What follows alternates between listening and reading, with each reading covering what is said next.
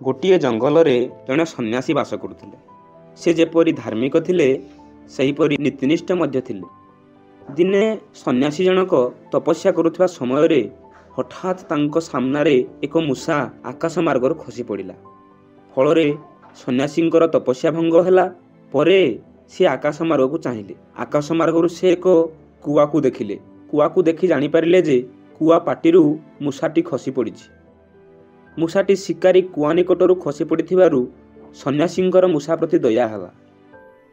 ସେ ମୂଷାକୁ ନିଜ ଆଶ୍ରମରେ ପାଳିବାକୁ ଚାହିଁଲେ। ଆଶ୍ରମରେ ପୂର୍ବରୁ ଏକ ବିରାଡ଼ି ରହୁଥିଲା। ସନ୍ନ୍ୟାସୀଙ୍କ ଦ୍ୱାରା ପ୍ରଦତ୍ତ ଖାଦ୍ୟ ଖାଇ ବିରାଡ଼ିଟି ବେଶ ହୃଷ୍ଟପୃଷ୍ଟ ହୋଇଯାଇଥିଲା। ବିରାଡ଼ିର ତ ମୂଷା ହେଉଛି ପ୍ରଧାନ ଖାଦ୍ୟ। ଆଶ୍ରମରେ ଏକ ମୂଷାକୁ ଦେଖି ତାକୁ ବିରାଡ଼ି ଖାଇବା ପାଇଁ ମନସ୍ଥ କଲା। ଦିନେ ସୁଯୋଗ ଦେଖି ମୂଷାକୁ ମାରିବା ପାଇଁ ଗୋଡ଼ାଇଲା।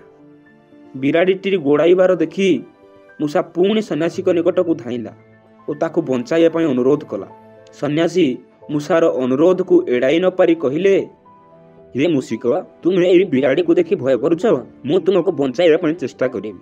ମୁଁ ତୁମକୁ ବର୍ତ୍ତମାନ ଏକ ବିରାଡ଼ିରେ ପରିଣତ କରିଦେବି, ଯାହାଫଳରେ ତୁମେ ବିରାଡ଼ିକୁ ଦେଖି ଆଉ ଭୟ କରିବ ନାହିଁ। ଏହା କହି ସନ୍ନ୍ୟାସୀ ସଙ୍ଗେ ସଙ୍ଗେ ମୂଷାକୁ ବିରାଡ଼ିରେ ପରିଣତ କରିଦେଲେ। କିଛି ଦିନ ଗଲା। ମୂଷାଟି ବିରାଡ଼ି ରୂପ ଧାରଣ କରି ଆଶ୍ରମରେ ରହୁଥାଏ। ଦିନେ ହଠାତ୍ ଆଶ୍ରମ ନିକଟରେ ଏକ କୁକୁର ବୁଲୁଥିବାର ଦେଖାଗଲା। ବିରାଡ଼ି କୁକୁର ତ ଆଜନ୍ମରୁ ଶତ୍ରୁ। ଆଶ୍ରମରେ ବିରାଡ଼ିକୁ ଦେଖି କୁକୁର ତାକୁ ମାରିବା ପାଇଁ ଗୋଡ଼ାଇଲା।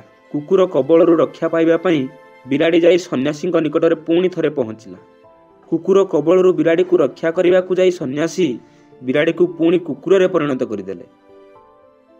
କୁକୁରଟି ସାମ୍ନାରେ ଆଉ ଏକ କୁକୁରକୁ ଦେଖି ସଙ୍ଗେ ସଙ୍ଗେ ଆଶ୍ରମ ଛାଡ଼ି ପଳାଇଲା।